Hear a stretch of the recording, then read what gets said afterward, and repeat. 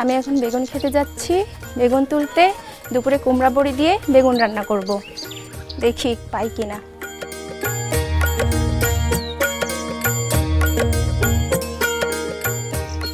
এই যে একটা পেয়েছি, এই বেগুন দিয়ে দুপুরে রান্না হবে কুমড়ো বড়ির বেগুন।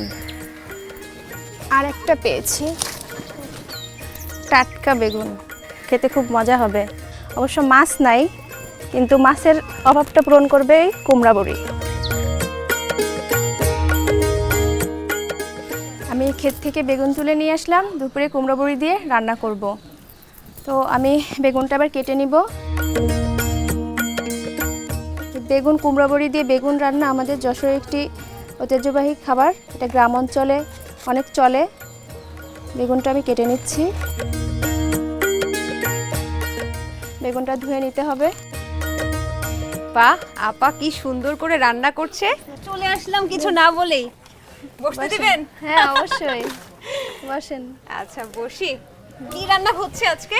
এই যে বেগুন দিয়ে কুমড়ো বড়ি রান্না হচ্ছে। আচ্ছা, খেয়ে তো দেখতেই হবে। তার আগে দর্শকদের বলছি, দর্শক আপনারা তো জানেনই যে দীপ্ত টিভির চুলার পাড়ের উদ্দেশ্যই হচ্ছে আমরা যে এলাকায়, যে কোনো এলাকায় যাই এবং যেখানে রান্না হচ্ছে সেই চুলার পাড়েই বসে পড়ি। আজকেও বসে পড়েছি খাওয়ার উদ্দেশ্যে, আর আপনাদেরকে খাবার রান্নাটা দেখানোর উদ্দেশ্যে। তাহলে এখন আমরা কি করব প্রথমে?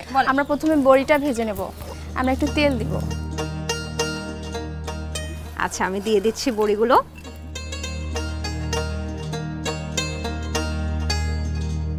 আপা, প্রাকৃতিক পরিবেশে রান্না করতে আপনার কেমন লাগে? খুব ভালো, খুব ভালো লাগে।